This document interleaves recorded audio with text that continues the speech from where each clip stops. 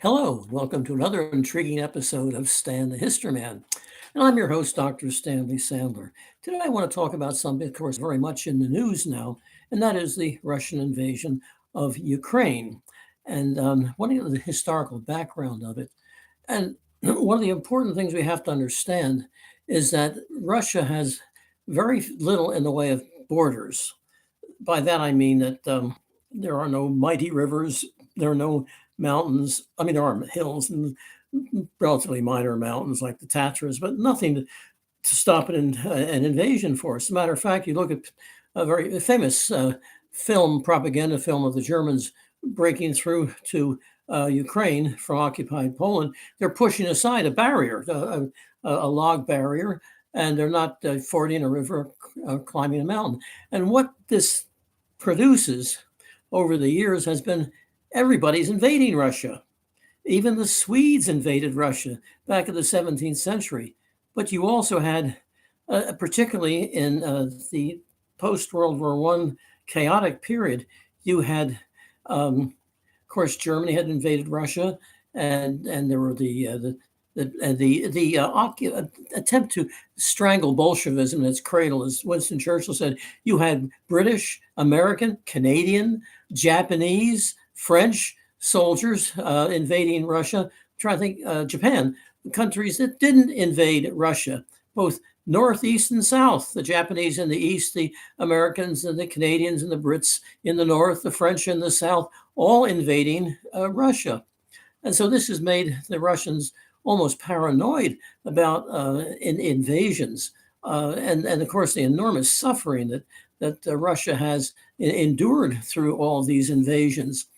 In World War II, the Russians lost 25 million dead. And I'm not saying killed, wounded, captured. I mean dead. There would not be a family in Russia that which did not suffer from World War II. Now we think that Russia is a big country, a big population. Their population is bigger than ours, but not that much. So imagine if the Americans had lost 25 million dead in World War II or whatever. You can understand why they're. I don't think it's going too far to say they're paranoid about foreign invasion, which of course brings us to Ukraine. Ukraine basically got its independence after the Russian Revolution, when Russia was in chaos. As a matter of fact, everybody, the Poles were over there invading through Ukraine, invading Russia, or the Soviet Russian Federation, I think it was called in those days. And as a matter of fact, the Poles were driving deeply into Russia, and often the Poles were aided by the Ukrainians because they looked upon as you know, Ukraine had been a part of Russia. This would be a chance for their independence, which they took it. And the Poles enjoyed initial success, but then they were pushed back, and then they were badly defeated in the Battle of Warsaw by the Poles with French help, and as I said, a large number of Ukrainians on their side. This is back and forth a matter of months. As a matter of fact, I read that Kiev actually what changed places or changed ownership or rulership something like 9 times. So you can see that's what's it's so easy to cross the borders, which also is a problem in that not only is it easy to cross those borders, but population wise, I mean, people back Ukrainians and Russians aren't that much different. I mean, they're like, oh, they're different. It's maybe not like U.S. and Canadians, but if you know Russian, you can quickly learn Ukrainian or vice versa. So there were people intermarriage and trading businesses going back and forth, that sort of thing. When Ukraine was a part of Russia and when it was not a part of Russia, it's relatively easy to go back and forth across the border. By the Treaty of Warsaw, which ended the Russo-Polish War, Ukraine was given a Treaty of Riga. Sorry, not Warsaw, Treaty of Riga. In Russia, had to give up segments of Ukraine, also giving up the Baltic republics as well, which saw their opportunity at the end of the war. And the major part of Ukraine remains still under Russian rule, and this is where we get into one of the reasons why the Ukrainians aren't just the Russians are big, they invade us, whatever. No, the Holomodor, Holomodor, at least the English translation, the Great Famine. And this is an incredible period in which Stalin had this brilliant idea: let's mechanize the countryside. All those Ukrainian peasants, and Ukraine was and still is a major breadbasket of Europe. But Stalin managed to turn that into a major starvation area because this idea of collective farms, you don't work for your own, well, for your family. No, you work for the glorious Soviet motherland. And a lot of peasants, again, especially Ukrainian peasants, were too keen on that.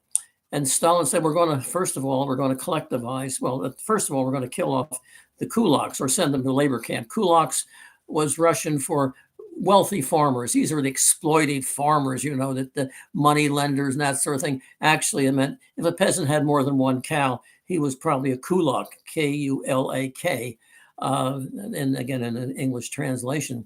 So millions, or at least hundreds of thousands, were shipped from the Ukraine to forced labor camps or were simply shot. I mean, the black jacket boys with their pistols would not take too much of an argument when they would go through and tear down their houses and say, you're going to live in a barracks now, a collective barracks. It got to the point where all the food that was grown was state owned. If you would pick up a carrot off the ground, you could be shot. And I'm sure peasants were shot for that. That's the kind of what this Holomodor resulted in: mass starvation. And you might say, that's kind of exaggerated. No, it isn't. Winston Churchill, when he was visiting with Stalin during World War II, he asked him, what's this business about, this Ukraine famine? And Stalin went like this, as in 10 million dead. And if Stalin says 10 million, it's probably going to be a lot more than that. I'm surprised that Stalin even didn't say, well, things happen. And in fact, that's what Molotov said in his memoir, says, well, these were hard times. And so people were dying and all. We really had our work cut out for us. Yeah, like shooting people or sending them off to Siberia. So that's a real hatred of Russia in Ukraine, because it was Russian Stalin who was doing this. Here is a country that was the breadbasket of Europe and was reduced to a carnal house of starvation. Well, Russia had this. Also, the other thing that Putin fears and is NATO. NATO is a specifically anti-Soviet alliance. It was signed in 1949 and proclaimed or provided that any country which was invaded of any country would be looked upon as a invasion or war, whatever is aggression, would be looked upon aggression against all. And so Poland is now a member of NATO, and Ukraine wants to be a member of NATO. And you can see why, looking at Russian history, why Putin would be worried about this. I mean, Putin's a thug. Don't say, oh, you're trying to excuse Putin, and nothing like that. He's a thug. He's an ex-KGB thug, and probably got a fair amount of blood on his hands too. But you can see where, if his primary concern is, the security of Russia, why he would be very, very nervous about Ukraine. And one of the things the Russians did in both Ukraine and in the Baltic provinces, Lithuania, Estonia, and Latvia, was to settle Russians in those areas, give them tax breaks or whatever, government assistance to go there, and probably turf a lot of the native people off their land as well. Land ownership is forbidden in the Soviet Union. That's selfish. It was forbidden in the Soviet Union. That's selfish, and we can't have that. So he tried to Sovietize. Stalin tried to Sovietize the Baltic provinces and Ukraine and some of the other stands as well. So we've got to see and that's the thing about the Ukraine, Eastern Ukraine. The two provinces there were, if you say, infiltrated by Russian settlers, and there probably is a majority of Russians in that area. Donbass is one of the areas. I forget the name of that. Of course, the Crimea as well, which Russia just filched from Ukraine. Another reason for the Ukrainians to hate the Russians. But I think we can see that Putin is not simply saying, I'm just going to go and take over these areas and they used to be Russian. It's also a real gut fear of what NATO could do.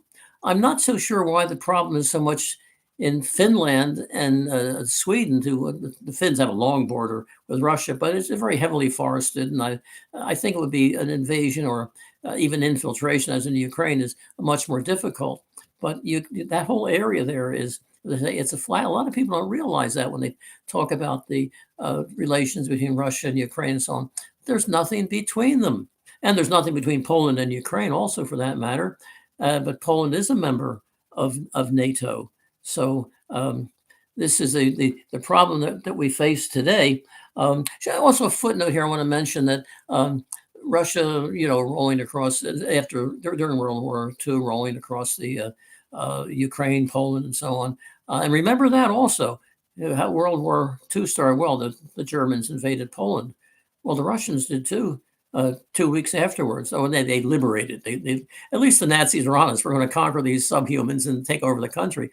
Russia was, we're going to liberate these people, and the same sort of thing. Of the anti-Jewish thing was not prominent in the Russian. At least one member of the Politburo was Jewish, but all the other things you'd expect from a dictatorship under Stalin, forced labor, police brutality, mass roundups of people, one-party state, the whole thing was there. So when Germany invaded Russia, it actually invaded Russia from the German side of Poland over into the Russian-occupied side, and then through Ukraine, and then into Russia itself. It should also be pointed out that when Ukraine was invaded by Germany, a fair number of Ukrainians said, "Hey, these people are anti-communist, anti-Russian, anti-Stalin. They must be doing something right." And it's sad to say, but it's true. A fair number of Ukrainians joined forces or at least collaborated with the Germans. Many of your concentration camp guards, for example, were Ukrainians because they could get them cheaper and whatever. German soldiers, they wanted to use them for smashing Bolshevism. But as I was saying about the Russian army, during World War II, it moved from Moscow to Berlin, but at a heavy cost of probably 10 or 15 million dead. And the whole thing, as I say before, 25 million.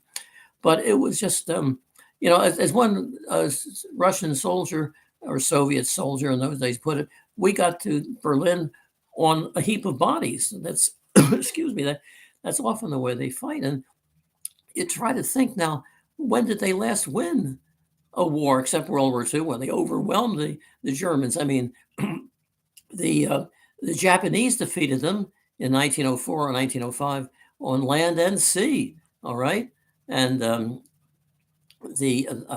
course in World War II, the Germans got right to the gates of Moscow. And some historians have said if the Nazis or the German military had been allowed to go ahead with their idea of using Ukrainians and Lithuanians, Latvians, Estonians, maybe Russia would have lost the war, at least lost the war up to about, I can't imagine the Germans invading right through to Siberia. In fact, Hitler's something, we'll have some sort of half barbarous state out there, and Stalin can run it. He's a barbarian anyway. But that would have made a difference, certainly, if these people who really, they greeted the German invaders with bread and salt, which was a kind of traditional Ukrainian greeting. Now, as the Germans got deeper into Russia and out of Ukraine, more into like pure Russians, into Holy Mother Russia, well, they wouldn't call them holy then, but Mother Russia, then the resistance, of course, was much greater. So I'm not denigrating the courage of the Russian soldier. The Germans themselves said these are tough fighters, but the incompetent leadership, and we can see that now in Ukraine, that they don't know what to do on their own. 4 generals have died in this campaign, or special operations, as Putin put it. I mean, because they're so up to the front to see what's going on. Now, our complaint is our generals are too far behind, at least American generals. They're not up there, but the Russians are way up there seeing what's going on. And there's just not that initiative. And another big failure with the Russian steamroller, I think the main steamroller of the Russian army is General Winter. I mean, the climate would be, there's no NCO corps. I mean, they have NCOs, of course, but they're not like, most people don't want to stay in the Russian army to become NCOs. They're drafted and they can't wait to get the heck out of there.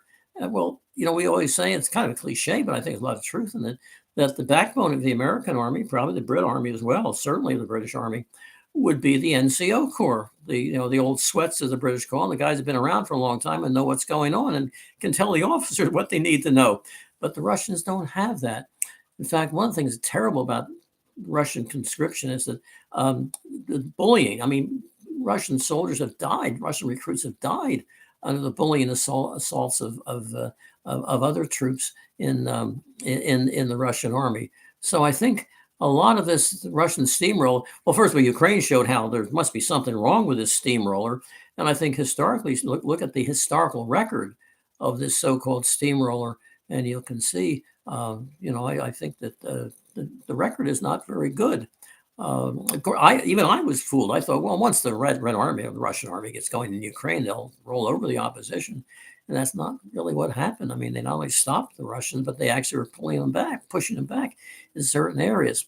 So anyway, what I want to show is that the historical background. Why here I've been kind of hard on Putin, harder than the Russians. That's true, but I can also see why they have this near paranoia about being invaded by. I mean, the Canadians invaded them. Not to mention the Americans invaded them and conducted military operations, fearing that now we have NATO, composed of these countries I've been mentioning, which were designed to make a defense against Russia, and maybe even the best defense is an offense.